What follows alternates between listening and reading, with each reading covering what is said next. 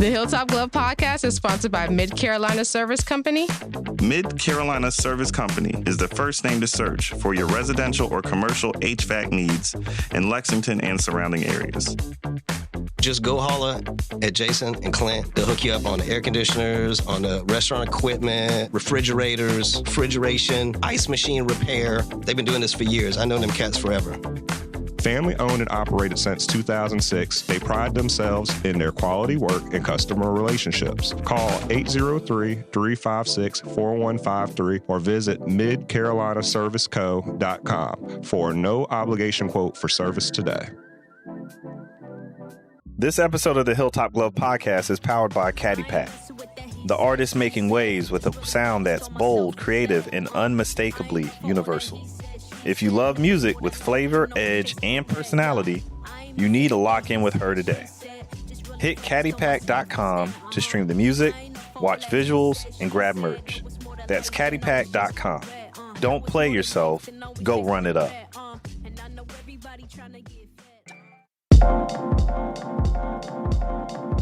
Welcome to the Hilltop Glove Podcast. Welcome to the Hilltop Glove Podcast. Welcome to the Hilltop Glove Podcast.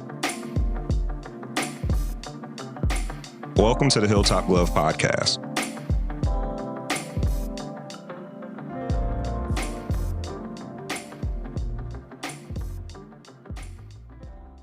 The Hilltop Glove Podcast. Today we have the pleasure of speaking with the talented JB Sampson. As a multifaceted artist from Columbia, South Carolina, JB Sampson is a rapper, singer-songwriter, drummer, and guitarist. In addition to his musical talents, he is a radio personality for Freethinkers Radio. You can find his music on all major streaming platforms such as Spotify, Apple Music, and iHeartRadio. I was going to say iTunes. Sounded kind of weird to say Apple Music and iTunes at the same time, but we'll roll with it. It's the same thing. Same thing, yeah. JB Sampson also has a merchandise line, BttrFly Effect Apparel, which is a brand dedicated to spreading messages of positivity and love. This initiative aims to spark conversations that inspire people to be more thoughtful towards themselves and those around them. From his home studio, JB Sampson writes, produces, and performs radio-ready songs. His versatility as an indie artist shines through his exploration of genres including R&B, rock, hip-hop, and gospel. His project, Thoughts in Between, reveals his faith-based values and his dedication as a family man. JB Sampson is undeniably one of music's best-kept secrets and a well-rounded individual. Stay tuned as we dive deeper into the heart, mind, and musical soul of JB Sampson. How you doing today? Yes. What's up, fellas? Yay! Hi, everybody. Finally. I was about to say, right? Finally. It's been a long time coming. We have finally made it together. How was your day going thus far? Good, man. It was nice. Woke up, chilled out, took a walk around the neighborhood. There we go. Awesome. Made some French toast and some eggs and bacon. Yeah, French toast today? Delicious. Yeah, it was delicious. Y'all, I'm hungry. I was mad too because I forgot. Like I like to put the vanilla extract in it. Oh. And I didn't realize that was like it's optional. Yeah. For me, it was always a must, and I didn't realize that we were out of it. So I was like, well, shoot, we already here. I already started. Yeah. And it turned out better than I expected to without the vanilla extract, so we good. There we go. That's what I'm talking about. You had a good breakfast to start the doing? day. How you feeling? Man, you know what? Today's very interesting. It's like a lot of negative things have happened today, but hindsight looking towards 20, I'm very blessed. Yeah. Always. I'm here bothering people. I'm happy to bother people. I'm here bothering people. I tell people if I can get up and I can bother somebody, God's doing his job. I'm good. Good. I love that. Yeah, because I got up today, I was fighting my vehicle. My vehicle wanted to use its computer sensors today to decide that I was not going to drive. Oh, man. What, you got one of those Cybertrucks? Oh, no. I don't want a Cybertruck now. I definitely don't want one now. It was just an electronic parking brake. Oh, imagine that. That crap. Yeah. Man, I have a 2021 Volkswagen Tiguan, and I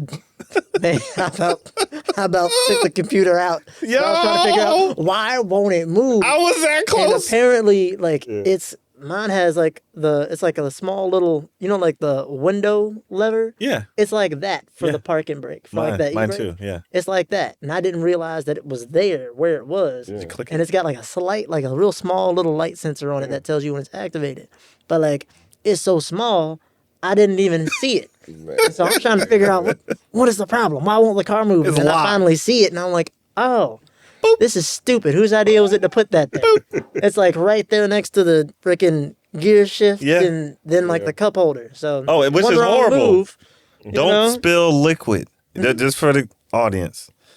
Don't spill liquid on your console, specifically if you have an electronic parking brake, because it will then set it into dysfunction. Yeah. And it will lock, and it will stay locked, and it will unlock itself when it wants to lock, and you'll have an issue driving your car off. Yeah. And that's not fun. and then you're going to feel like somebody tried to take you out when you're almost down Preach. the end. Exactly. So, yeah, that's what I had to deal with today. But other than that, man, it's been beautiful. I can't complain. We got nice fall weather today. The coolness, has started settling in, which is fine, though. I enjoy it because we get to wear clothes and look nice and fashionable. We got It's hats almost on and stuff. exactly. Yeah, it's supposed to be It's this almost way. December. It needs to be cold. I'm tired of not being able to wear like Yeah. Come on. Yeah, get it in. So to start off, as we always start off, and you already know this question because you've seen our podcast before. Do I? But yeah, you're supposed to know this already. So we're gonna ask you a little bit, just if you could tell our audience about your early beginnings. How was it growing up? Do you have any siblings, and what influenced you? Well, when I was 4.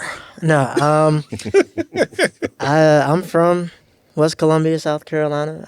I grew up sort of all over the place, though. We moved around a lot. I come from a military family, so Okay. I was What branch? my pops, he was in the Navy Okay. for like 25 years or something like that. Oh, he held the term. And then my stepdad was also in the Navy for about the same amount of time. Wow. So, yeah, my parents split when I was like 4. Freaking went back and forth between here and Virginia till I was about 7. Moved to Japan when I was 8. Wow. Came back here. So it's a lot of bouncing around. Yeah. Stayed with my dad in Texas for a little bit. We lived in Maryland for a couple of years.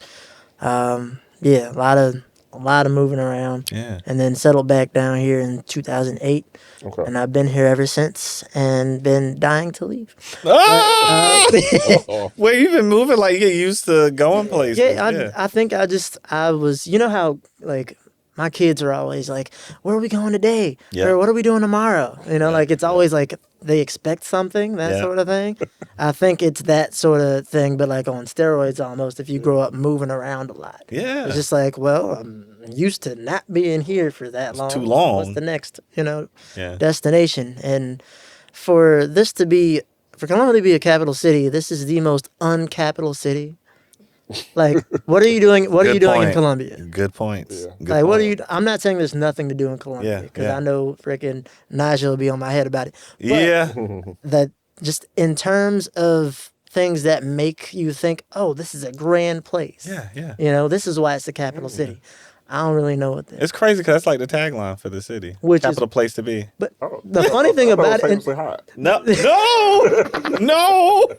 the funny thing about it is this though, is like if you're really honest about it, the draw is college football. Yes, because that's all what it people care is. about right here. is That's college it. football. That's it. It's Yeah. true. Yeah. Especially So- this season. I think Oh. I think that's why I've struggled here because I don't care, You don't care about college football. especially college football. Yeah. Like I'll watch it if I have to. There's a group. They're like, hey, you're coming together. You're going to watch the Like game. if everybody else in the room was watching college football, it's Ooh, like put it on. I guess we're watching USC. Okay, Yeah. cool. You know what? I'll say this, and I want to get your take on this. I think the problem is, and I know we've talked about this a lot, and then even the rest of the crew talked about this. It seems like Columbia tends to, because college football is such a big deal. And I like college sports. I like college football. Yeah. But because college football is like the only ticket in town, it seemed like that's had a negative impact on the culture as a whole. So Yeah, and I don't want it to seem like I hate Columbia because I don't. Like, of there's course. so many beautiful spaces in Columbia, and that I'm grateful to have been I'm grateful that have been made known to me in the last few years. Now that I've really sort of gotten out more, But it's just, I do think that because that's such a big focus, it does take away from some of the other things that make Columbia, or should make Columbia great. That would make any city great. Exactly. Yeah, because it takes, you're talking about finances, resources. I'm just going to say this in general, resources. Fact. It takes resources that could go other places, and it funnels them into a very specific and niche market. And that causes an issue, specifically if you're trying to develop a city. And I think it's very interesting because we were talking about this on our way out of town and back in town yesterday. I was even thinking about this coming back in. But the one thing I think is important for any city that you have is to make sure you're trying to, first of all, you got to beautify it. It needs beautification because that's how you bring people into the city. You need the attraction. You have to draw people. Come on. And then you also have to have good marketing about what the city offers outside of very niche market activities. Right. And last thing I'll say about what you need to make a city great. It's going to sound crazy. Y'all going to like this. Watch this. You ready? Any of the parents listening, this we're going to like. Public restrooms. Oh, my Lord. When You heard that? Because I know this is public restrooms that are safe, clean, and accessible. You know how I'm so over public I hate using a public restroom. I know you do. Hey. The only good public restroom is a Buc-ee's. Oh! And Buc-ee's is anxiety-inducing if you are not accustomed to the high volume of people that are in a Buc-ee's. It's too many people standing up next to each other in the bathroom. They have like 150 stalls. They do? Yes. Plus urinals. Like they have 150 plus stalls in each like men and women's bathroom. Lord. And there's still a line of like 30 people how out is there there. still a line? Now, you know what's crazy about this? My fault. I know that has nothing to do with what we're supposed to be talking about today, but why? though. Yes, why? So, all right. So, many of you guys who know me know I'm a girl dad. Yep. Right? I have a Girl dad. 5-year-old. And you know, Girl you're a dad. girl dad. Too. Yep. You're a girl dad / boy dad. Yep. Right? Yep. And so our kids are at the same age. And one of the things that you realize as a parent is you at a certain age where you stop going with your child to the restroom. But you know, around this age, especially with age of our kids, that's still that range where you go with your kids. Exactly. Right? Exactly. When it comes to Buc-ee's, I'm not bringing my daughter. Nah. I don't blame you. Nah. It's too much. It's too much. Nah. It's not just one hurdle, and I can just kind of shield away. Like, it's too much. It's a whole lot. Like, because they have like their little partitions in between the urinals. Ain't that No, they aren't. They No. aren't partitions, Like, man. partitions? Ain't even like there's nothing there. Nah. There's nothing there. They're cattle corrals. You just get the people in there, you have to turn it back I'm around. about to say the separation is you turning your back to the other guy. That's really what it is. That's what it is. So that's a fair point. Yep. That's a very fair point. Public restrooms, especially because kids love to go in them That's it. for no good That's reason. it. They're I'm there. like, There's an oh, I option. gotta go potty. You literally just went 2 minutes ago. Yep. You just want to go because you're intrigued for whatever reason Yep. by the bathroom. Yep. Yes, I can't stand that. But the better they are in the city that you're in, The- the better. And I've seen this, and I thought it was a joke, but I've seen this in 2 we cities, can talk about Greenville. Greenville and Charlottesville. Greenville's beautiful. In Charlottesville, I thought this was a joke, but it allows for more family interaction. So like people come out because they're like, hey, I can come out. If I have to use the restroom, I don't have to go in a place and purchase something in order to use the restroom. I can just go. So overhead. And I was like, yeah, overhead to use the bathroom. So like you get charged to use the bathroom, right? So I thought that was important. So resources, obviously, beautification, and public restrooms. And I think agree. those are things that Columbia needs to work on. Agreed. And I know the current mayor, especially them being previously in food and bev, they should understand that immensely because Absolutely. you eat with your eyes first. So before anybody's going to come in and want to be a part of the sound, you got to make it, you got to do those things. You That's gotta why put those McDonald's things in. shows red and yellow. Preach.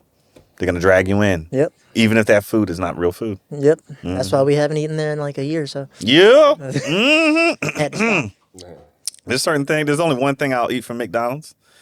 Is it the McRib? Nope. Okay, how about to say I better not.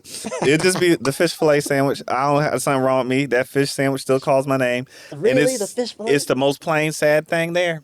That's not even real fish. It's not even real fish. It's not even real fish. No, they make the fish. They take fish bits and make a fish block. It's more man-made than tilapia. Yeah. Wow, I thought it was at least the fish thing. No, so what they do is they go get the fish, right? Because this is the funny thing, and there's a whole book on this. What makes the world go round? Money makes the world go round. This book, y'all go pick it up, read it. It actually talks about this thing with fish and how it moves. And my wife also educated me on this fish thing and how it moves, and it made so much sense. I get it, but fish is interesting because the way it's processed is it doesn't matter where they catch the fish. If it's coming to the United States, it goes to China first. So I can catch fish. Oh, this is crazy. Blow your mind. Ready? So I can catch fish off the coast of Maine. That fish, unless it's a local fishmonger, is going to get processed on a ship, right? Sent to China, and then sent back. It's cheaper. What? It's cheaper. So all the fish at McDonald's goes first. It gets broken up, etc. Goes to China. They make the little patty, block it up, etc. And then they send it back to America. And it's cheaper. If they did it in America or on American, it'd be more expensive. So to keep the product, it's crazy. To keep the price low, that's what they do. So obviously, if you're getting some fish, make sure you go to your local seafood proprietor. Make sure you talk to them.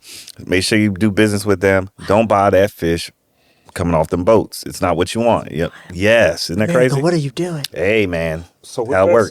with that said, of course, there's no spirit involved in that process whatsoever. Not at all. Right. However, JB, when it comes to your music, I know you're someone, you embody the essence of a conscious artist. Mm-hmm. Right. So how do you maintain that authenticity in your music creation process? Essence of a conscious artist.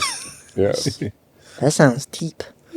That's Tamaya. Yep. We just asked. Thank you, Tamaya. Thank you. Made me sound good. Honestly, it's just life. Like I would like to get to a point where I can be more of a, I think it would be cool to at some point get to a point where I could be like a more fictitious or more imagined storyteller musically. But as of now, and since I started, the only thing that I've known how to really write about is my own life experience. I haven't really found myself in a position where anytime I've tried to write something that, wasn't actually the truth. Yeah. I don't think it's ever come out. Hey. Yeah.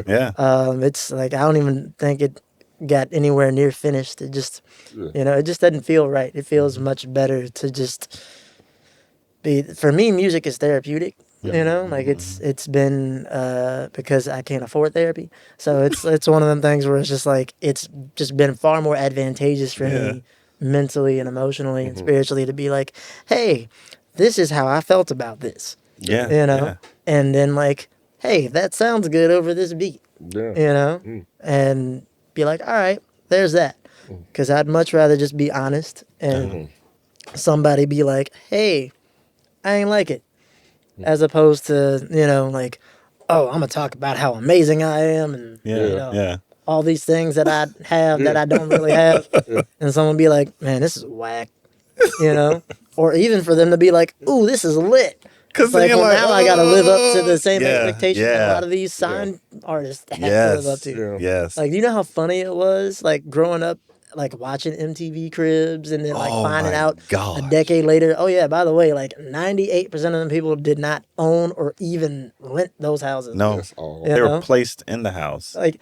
And what killed me was, I think there was an episode of Punk'd back when Ashton Kutcher was still hosting that, where they got a little Bow Wow, and I think what did they do? I think it was supposed to be a music video shoot or a MTV Cribs sort of situation. And toward the end of whatever it was that he thought he was shooting, they were punking him by having this person be oh, hey, by the way, there's a necklace missing. And that's when I found out, oh, wait, what? And basically it was there was a host of jewelry and other things and assorted items that they had given him for this video shoot or whatever it was that did not belong to him at all whatsoever. And this one chain went missing and it was like, I don't know, I think it was like 25, somewhere between 25 and $100,000. It was something stupid expensive. Yeah. And I was just like, what? Wait a minute.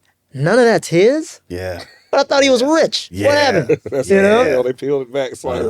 Right? Yeah. It was the weirdest. And then, of course, like, I was like a teenager or something when I saw that. And then, like, fast forward as an adult, you find out, like, yeah, none of that's real. A lot of these artists are just like flex. It's like, you ever seen like how people like take a picture and post it of them like standing next to this real nice car? Yeah. Yo, And then it you know what's turns crazy out- about that? You ready? I Like, did that. I that- did that 2 weeks ago. No. Somebody was like, this man's silly. No, you know what's so wild about that, especially with Bow Wow doing that? You know, Oh. Bow Wow a couple years ago, he got clowned. Stop, for that. kid. You know what I'm talking I about, right? know. Are you So, talking about the thing The where plane. The plane. You see the plane picture? talking about where it was like, yo, they don't know it's me. Yeah. Yes. That Yes. was so cringy Yes. and corny. I'm like, bro, you were famous. All right. That's the point. Like at the height of your fame at this point is hosting 106 in Park and being on like Yes. hip hop or whatever other. I Yep. think You his know. whole career is based off of what Bill. No, he is Mr. 106 in Park. That's who he is. It's true. Yeah, he's had the most number one And songs on it 106 in sucks Park. because like, I mean, in a way, he got very blessed. Yeah, he I did. mean, like He he did. got pulled up on stage by Snoop when he was like 4. Yeah. He got signed when he was like 10 or 11. That does not normally know happen what I'm unless you're saying? Michael Jackson. Right? That's my point. You know Yeah, what I'm saying? very Like much, him yeah. and Lil Romeo like had a very, very interesting situation. Romeo's was a little bit more what's the word? Nepotistic. Yeah. That's the word. Yeah. It was definitely Yeah. more nepotism, Yeah. but like it was still a blessing. Bow Wow's situation was more organic. But still it was like, oh wow, look at you. You know, you seem like you got a little something. We're This gonna dude give you a happened to chance. notice. Yeah. I'm gonna give you a chance. And I wanted to be Bow Wow so bad when I was a kid. You bro. ain't lying. I remember seeing him in an episode with Steve Harvey. Say it. Oh, I was like, man. what? This dude's like 12 and he Yeah. out here like stunting on people like Yeah. this. This is crazy. He gets to do what he wanted to do. You I know? said, man, Like, he this gets sounds to have amazing. braids in his hair. I was like, yeah, how did you let him do this? He's only Man. 12 years old. Right? Yo, I ain't gonna lie. I thought it was cool. I braids. still like Hey, my Bow I got Wow. cornrows immediately. Preach. I got cornrows immediately. Yeah, no, I had Yeah. cornrows. 'Cause I like Lil Bow Wow and Allen Iverson. I thought they were cool. Oh, AI was the man. Yeah, he still I is had the a man. pair of AIs. One of like the first pair shoes that he did. I don't know what happened to him. Lost them. But I had them joints and I loved them. I think I had 2 Sixers jerseys. Man, See that point? different Look, time. and I will say that it's cool just talking about authenticity in your music and what you're conveying. I think one of the reasons why people love Allen Iverson so much is because he was always very authentic. Oh, he always kept it real. He always kept it real. Chuck is Chuck, as they like to call him. Like Bubba Chuck is Bubba Chuck. He's gonna be who he is, and it was really cool because it didn't matter how much money or et cetera fame that he received. He always stayed who he was, and I think it's very important for music. And I think what you were saying about making sure that your music is a reflection of yourself is important because you don't want to have to live up to lofty or false expectations. No. Nor do you want to sell those because people follow you. And I think that's the biggest thing for me. At a certain point, I feel like my understanding of it is much greater now. But even before just the past year of life really is just like opening my eyes more and more to it. Like when I first started making music, there was something inside me that like innately understood like there's a responsibility here, I guess. And it's like, and no, it's not the responsibility of like telling you who to vote for and all that kind of whatever. Like, listen, that's cool. And I'm not saying that like you shouldn't use your platform for that. I do think people need to chill on both sides of the fence in terms of being like, oh, you have a platform. You need to tell people to vote for this. Or, oh, you have a platform. We don't want to hear your, political ideals. So like just shut up and dribble sort of thing. I think both of those are wrong. Yeah. Like in a way, I think that there's supposed to be some sort of middle ground where you're a human being. And if you feel so inclined and are educated, Oh on my that God! Say that subject, qualifier. maybe Qualifier, if you're qualified or educated in some way, like, and you have a perspective, feel free to share it. Yeah. But like, don't go forcing something that you don't know about down somebody's throat. Yeah. But I do think there's a responsibility as an artist to bring at least a certain level of authenticity if you know that like people are going to like in some capacity, at the very least, listen to what you have to say. Yeah. Even if you only have like 2 people that like really hang on to your every word. Like that's, at the end of the day, whether you realize it or not, people's like not only lives but like souls are at stake. Yeah. So it's like that's sort of what I understood without even fully understanding it very early. Just like I can't tell people one thing, you know, and then like be another. Yeah. And I think that's only that voice has only grown louder the longer I've been in this, just to understand of like, oh, like, yeah, I have to be what it is that I actually am, and I have to actually be who it is that I say I am. Yeah. Did that change with you having children? Was it different before? I think it compounded for sure.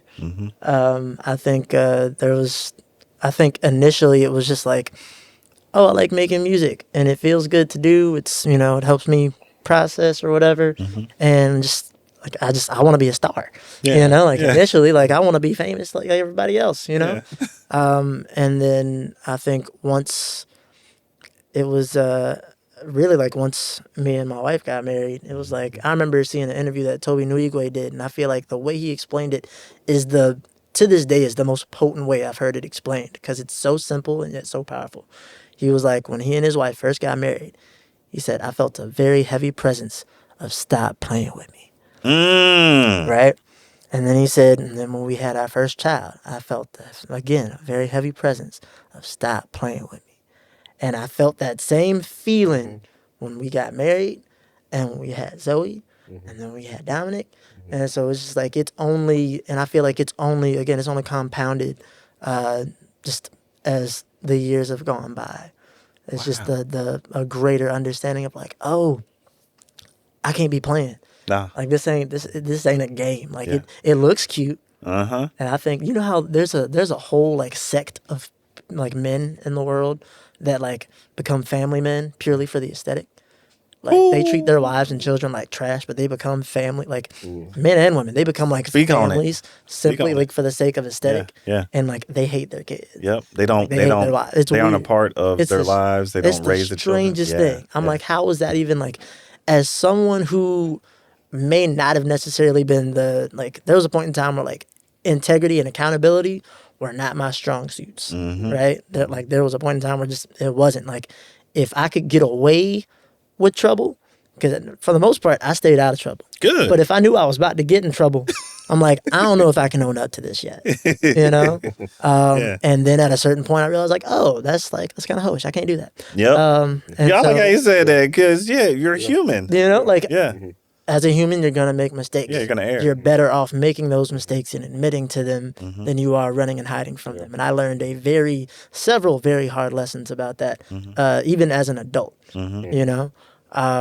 But it's just like I feel like there's an understanding of like, not only is my life and my soul at stake, but now my wife's soul, preach, my daughter, my son, like their souls are all like at stake based on what I show them and how I lead them. Yeah. You know? And so I think that is, especially as someone who, if you're someone who has some sort of platform or following, like, it still applies. Yeah.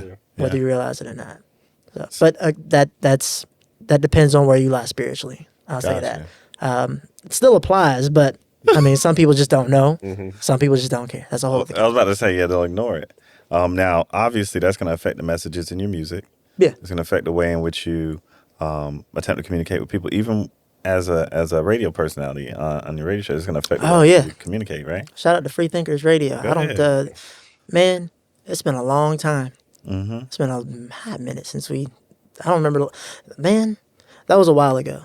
But like all the people involved with Freethinkers Radio are like solid people. Yeah. Solid people. Shout out to Dave Pendergrass. Go ahead. J. Will, Jerry, and Wilson. Freaking Ice, AC. There's so many dope people. Ebony. Shout out to Ebony. A lot of people involved in that. Really cool people. Awesome.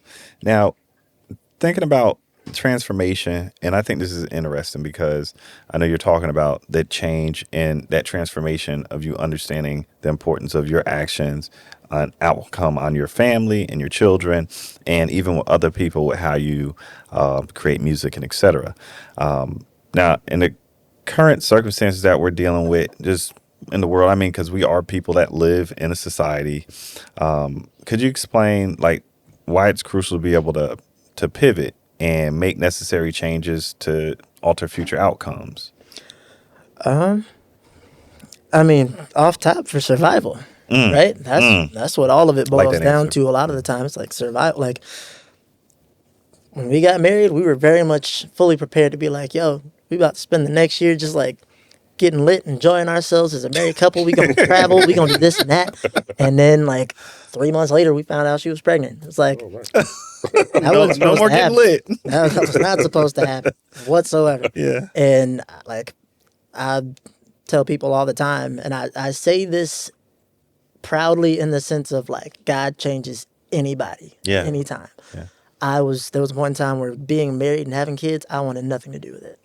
I'd seen both go wrong so many times. It's kind of I've seen so many scared people you who were away just from it. like terrible to their spouses. Yeah. Like Like what you're talking about. I earlier, come from a divorced home. Yeah. A lot of my friends come from broken homes. You know what I'm saying? Like I've seen a lot of people go through it. I've seen a lot of people who just like didn't have good relationships with their parents because their parents weren't good parents. And of course, like a lot of that transpires due to them not having good parenting done, you know, that sort of thing.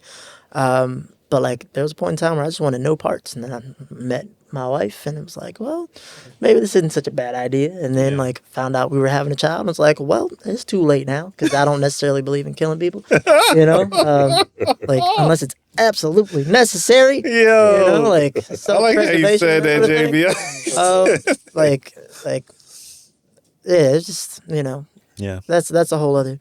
But I think just understanding like once we found out like, oh, we're about to have a child, I was, you know, initially it's like terror kind of sets in. I was wondering, yeah. But at the same yeah. time, like there's not a whole lot of time if depending on the type of person you are to be like, oh, I'm just gonna sit in my fear. It's like, well, we got to figure this the frick out. Yeah, Like, yeah. You got to do know? something. It's coming. And so whether or not at a certain do point, anything. you realize, okay, let me like take this heel and do this number, you know, and like let's go this direction because this seems like it might be the best way to go, and hope for the best, you know. And especially like as like someone who believes in God, like I have to place a substantial amount of my hope and my faith in Him to like carry us to wherever we need to go, and hope that the direction that I chose was the direction that He wanted me to go in. Yeah. You know. Yeah. So I think it's but pivoting is very important. Like I said, survival, self-preservation, that sort of thing, but also just for the sake of like you never know what sort of opportunities might come. I think if you're afraid to take chances, then you might just, you know, fear yourself right out of an opportunity. You know, it's always, I mean, like the amount of times that you miss out on something because you were too afraid to try. Yeah. Like it happens like all the time. You know, like I You witnessed it imagine in your career. I like not too much in my career, just because like I haven't had like an insane amount of opportunities. Like I've had opportunities, but nothing that's been like extremely groundbreaking. But I do think just like even on like a simpler level in terms of like the opportunity to like meet someone new who might become a supporter, Yeah. or like just a decent friend in the music space. Yeah. You know, because I might feel too introverted at that moment. I might not say anything. And then, like, they might be the coolest person on the planet, and we might actually get along. But I never know. Repeat that again to that know? camera over there. Yeah, I think that's a really good point. Our audience needs to hear that because I think that stops a lot of folks. It's when working extremely easy Yes. to sit in your fear or your introversion or whatever it is. But, like, I mean, you only miss the amount of shots you don't take. Preach. You know? Like, it's imagine if, like, the woman that, like, needed the healing was too afraid to try and touch Jesus's robe. You're Like, right. she'd You're still right. be out here stuck. Say it. You know what I'm saying? To this day. It's that simple. To this day. You know? But no, man. I think it's important to like it's easier said than done at times, but like try not to let your fear, you know, cripple you. Speaking of transformation, You do have a clothing line, BttrFly Effect Apparel. Could you speak a little bit on that? And shameless. Here we go. Rep. Here we go. See that? Here we go. That was just an idea that started because I was like, it seems like such a cool idea to have a clothing line. Like the idea sounds cool. Yeah. But then I also I don't remember the last time I went shopping, and I need to go shopping desperately. If I'm being honest, I need to update my wardrobe for real. Yeah. But I'm just tired of going to these stores and seeing all the same stuff. Yeah. I don't know. I love what Tyler the Creator's doing, as far as just clothing and aesthetic and that sort of thing. Because he's got the resources, but he just started trying stuff. Yeah. He literally sat down with the people at Converse and was like, all right, let's try something different. Show me everything that y'all freaking released prior to 1980. And I think they went back and found a bunch of stuff from the 70s to 85 or something like that. And he brought back, I think 4 or 5 different silhouettes and just revamped them with his flair on them. And they're some of the cleanest looking shoes. They cost $100 to $120. He just did a new pair. He's doing a pair of boots through Converse right now. Converse and they're boots? $150. Them joints are so fly. I want some so bad. What? But it's just cool to see him taking chances, and Converse is just okay, yeah. Yeah. Why not? You know, because his track record has been pretty solid. I think they had one pair that didn't test well. Yeah. And now everyone's dang it, where's that shoe? I can't find it. He was y'all fools didn't Missed appreciate the boat. it. Yeah. Missed the boat. But they understand there is risk and there's reward. There's, it's trial and error. That one shoe didn't work. Everything else he's done has worked. Dang.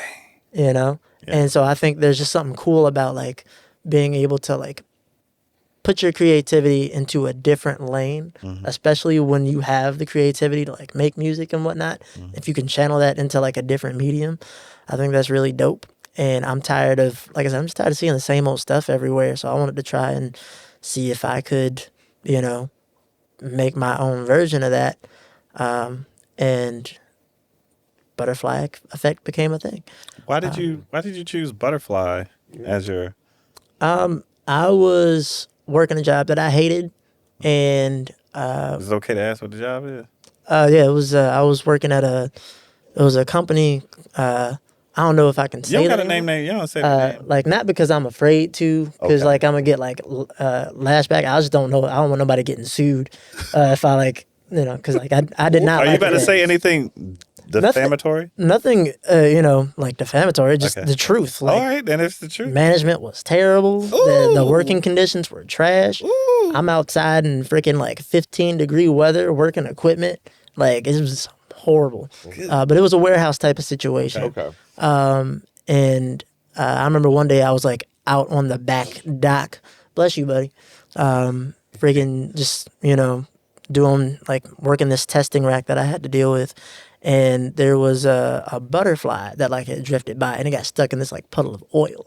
Oh. And I tried my best to scoop it out and get it away without touching its wings, because once you touch a butterfly's wings, it's Done. it's a wrap. Yeah. And so I tried my best to do that, but I think it got too soaked, so it was sort of it was still hanging on, but it couldn't really fly no more. Yeah. But after that, I just for whatever reason, just took a sudden interest in butterflies. I started seeing them everywhere, and I was like, all right, I'm seeing them all the time, and I can't stop noticing them. So what's this mean? And it basically, the butterfly symbolizes transformation, evolution, almost sort of akin to the phoenix sort of thing. Yeah. But the interesting thing about butterflies is their lifespan is only a month. That's great. On average, they live a month, maybe 2 max. And I just started thinking about it. I was like, yo, that's not a long time to live. That's the short amount of time you got. You really got to make the most of it. Yeah. And so I sort of landed there initially. And then the more I thought about it, it was I started looking into the butterfly effect and the understanding that it's I think it's an old I don't know if it's like a Japanese proverb or what, but just the idea of like a butterfly flaps its wings, you know, somewhere in like Toronto and then causes like a hurricane or a tsunami somewhere over in like Tokyo. I don't know. And a really bad Ashton Kutcher movie. Yeah. Oh yeah. I've been telling myself to rewatch it because I ain't seen it in a hot minute. But yeah, I got there, and then from there it was sort of like, okay, so the idea is basically like everything that you do affects everything else, whether you realize it or not. And so I was like, if that's the case, especially like believing what I believe and understanding what I understand, that means that I have to be very much more intentional about what I do, what I say, how I act, how I treat people, and that sort of thing. Because every little thing that I do somehow affects everybody else, whether or not I realize it. And that's how BttrFly Effect came to be. And so the point of the BttrFly Effect brand is to basically encourage people through clothing to just be kind to whoever you encounter and be aware of your actions. And the overarching theme is really just to know, love, and be yourself. Because if you can know, love, and be yourself, you'll probably more than likely, you know, be kind and loving to, you know, someone else. True talk. And the best way to know and love yourself is to know who God is, because he's the one that created you. So once you can know him, you can know yourself, and then you can understand like, oh, that person's a human too. Let me not treat them like trash. You on point. You know? Yep, that's very on point. It's a very long answer. I agree with that overthought, statement. but No, that's exactly what I just wanted to understand that in full, just to make sure I was tracking with you. But with you saying that, do you think that it puts a heavy burden on a person to understand that your actions really do affect? Because I know when we first started the discussion of that interview, you were talking about how when you got married and when you had children, you had that feeling come about, hey, stop playing with that's it. That's it. That's real. I mean, it can be a burden if you decide that's what it is. I think that it's just like natural. I mean, I think it's responsibility has to be had somewhere. Like you have to take responsibility somewhere, and especially like as a man. Like, but I understand the allure of like wanting to be chased and wanting to be valued as a man. Like I definitely get that. Like you want to be valued for sure. Yeah. But the idea of like, you know, men being like, I'm the prize. And it's like, well, on a certain level, you can be. But let's be honest. Check yourself. You still going to have to do some work. Yeah, exactly. Because there's a lot of people out here, there's a lot of men out here that want to be the prize that like got a lot of work to do. Yeah. You know what I'm saying? Like they still covered in mud, not from any work that they've done. You know what I'm saying? So I think it can be a burden if you choose for it to be that. But I really think it's more than anything, it's a I don't want to say rite of passage because that sounds too worldly and wrongly idyllic, but it's really a blessing because it's like, wow, you understand like these people's lives and their souls are in my hand. I've been entrusted to like take care of these people. Like clearly you thought enough of me to give me right? this blessing. Because I think the thing that a lot of times that we miss is like God sees so much more in us than we can see in ourselves. And that's why like the phrase that like God will never give us more than we can handle is such a joke. Because it's like he is going to give us more than we can handle. What he wants us to do is understand that like if we put our hope and our faith in him, if we rely on his strength, he will give us the strength to conquer whatever it is that we face. We just have to be willing to acknowledge like, hey, I'm feeling some weakness. If we are too proud or too prideful to acknowledge that I'm feeling some weakness, that's when we end up stuck. You know? Keep preaching. So I like that. It's just the truth. I like anytime that I've found myself just like, I'm struggling like the worst that I've ever struggled, it's because I was trying to do it all on my own, like by myself. Thank you. And like what I Thank you see me, I'm like 5'9", 140 pounds, I think. You know what I'm saying? Like I'm gonna need some wet. I need some help. You know what I'm saying? Like I'm trying to bulk up, but like food don't stick. You know what you need? They got this stuff they sell. It's weight gainer. Oh, friggin', I can't remember what it's called, but I know what you're talking about. Works. It works. I'm sure it does, but I'm terrified because I don't want to get fat neither. I'm like terrified of getting fat. I ain't gonna lie to you. That's one of my biggest fears. Like I said it in one of my songs. Like My biggest fear is getting fat and wasting time. That's the truth. It really is. Respectfully. Respectfully. My knees can't afford it. Yo, pound it. Yo, I work at an orthopedic office. That hit me right in the heart. I know My exactly. knees cannot Yo, BMI matters. Good gracious. Nah, I agree with you. Totally. Man, that's funny. On a lighter note, could you explain to our audience? Because I know a lot of them, they listen to what we produce because they want to hear things about different areas that they're influenced to being in, or that they aspire to being in. And one thing I know, it's very hard to be an independent artist. You've been an independent artist for a while, and could you talk about what are some of the most significant challenges that you have encountered as an independent artist? If I'm being honest, most of them just due to resources. See, Like resources. the majority of the challenges that you're going to face as an independent artist is resources, whether that be monetary, whether that be in terms of, just like knowing the right people, having access to certain people, or certain amenities. Like,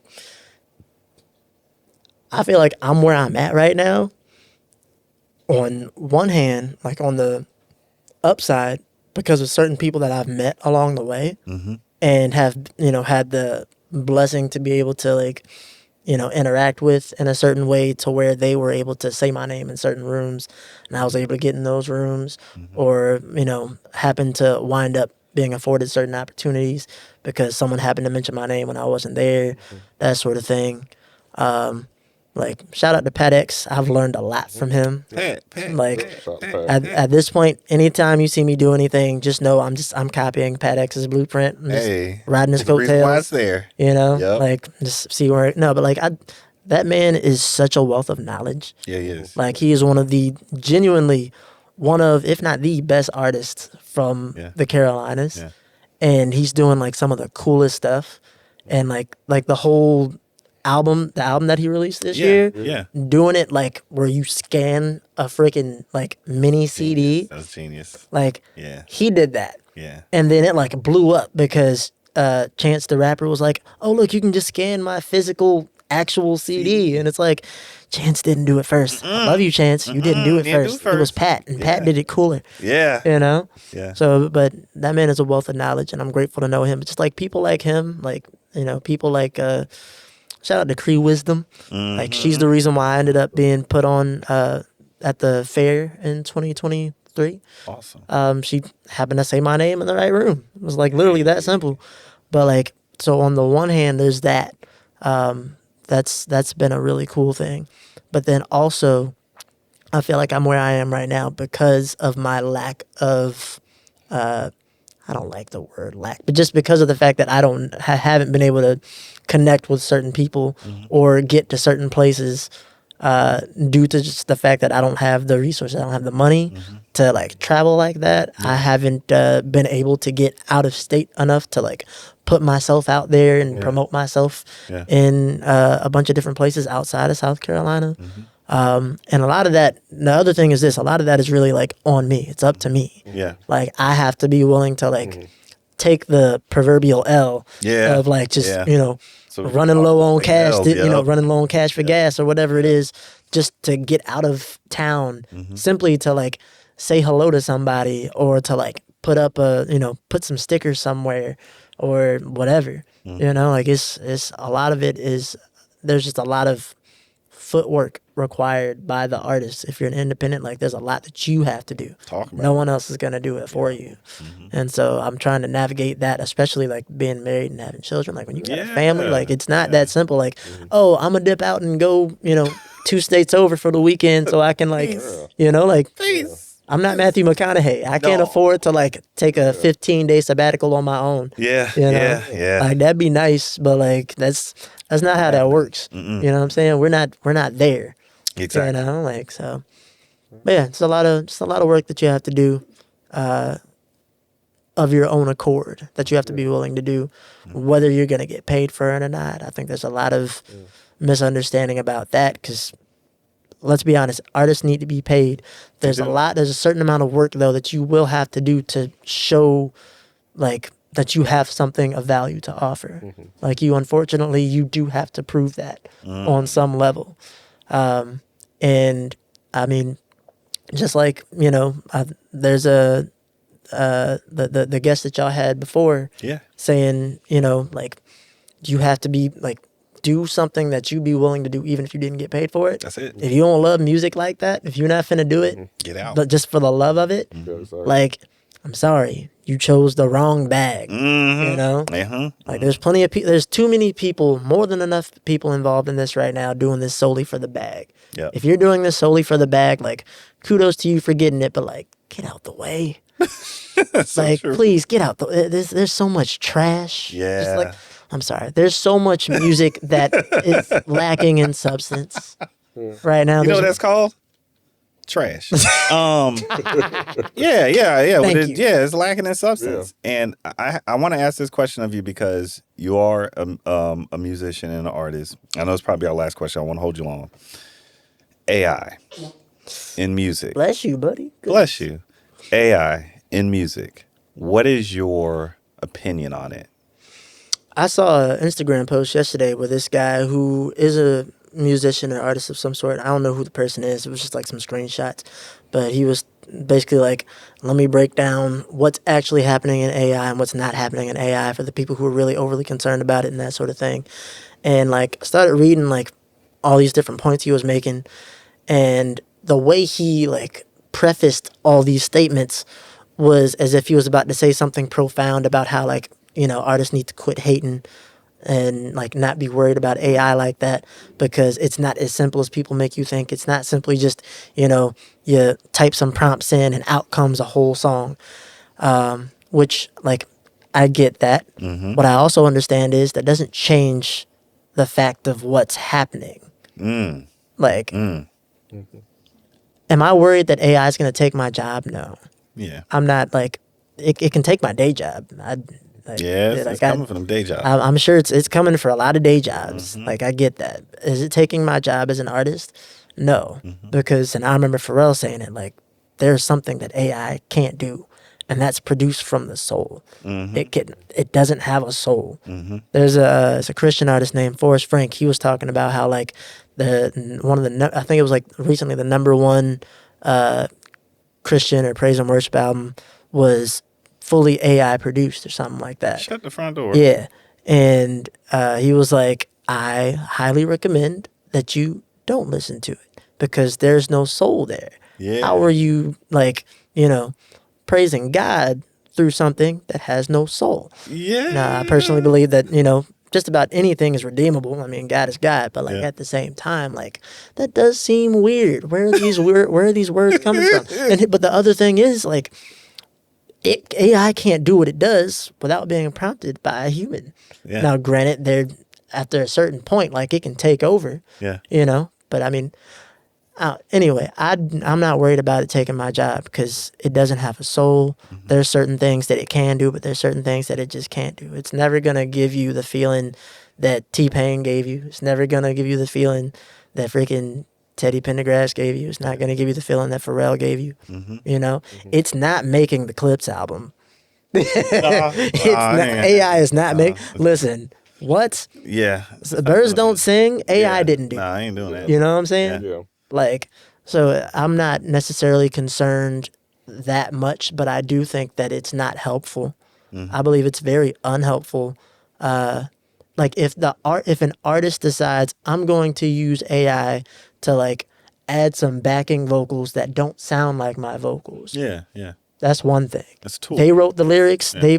It's a tool. Yeah. When it's used by artists as a tool to help further their craft in a way that's not cringy or just, plagiaristic. Yeah. Sweet. That's I'm cool with part that. that I'm cool with that. Yeah. When you decide as a producer, I'm going to create this virtual artist, this entity. That's what I'm going to start calling Yes, it. this entity, and like throw in my little prompts and do this, that, and the third, and be like, boom, check out this entity that I just signed, and check out how it's rapping.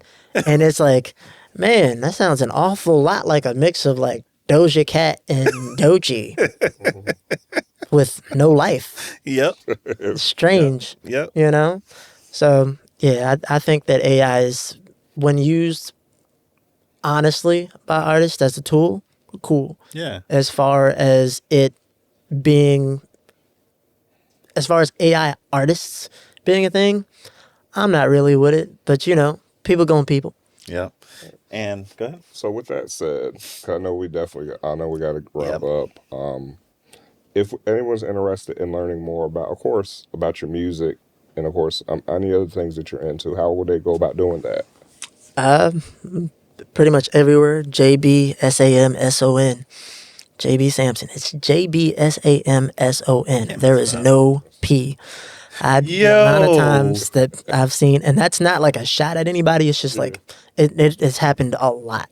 Oh, like I can see that though. Yeah, it's a lot of. I've gotten that quite a bit. So just for clarity, it's SamSon everywhere. JB SamSon. So yeah, And they'd be able to book you through there, whatever. oh yeah. Yeah, my booking email is actually on my Instagram. If you want the booking email, you can either reach me directly at bookjbsamson24@gmail.com or reach out to my manager, homie Quasi of Black Nerd Mafia. Yep. Dang, what's his email? I'm blanking on what his email. I think it's info@blacknerd.com or something like that. But don't quote me. But that should also be on my Instagram as well. Yeah. So, but yeah, shout out to Quasi. Right on money. Well, I know we don't want to run any more time. I appreciate My bad. you. I talk a lot. No. You're fine because we were running a little bit behind. Pardon me. It's all good. DJ and what? Skip. And our esteemed guest, JB Sampson. we thank you so much for joining us on the Hilltop Glove podcast. As we always like to tell folks, please tell somebody next to them that you love them and you appreciate them. And until next time, peace. The Hilltop Glove Podcast.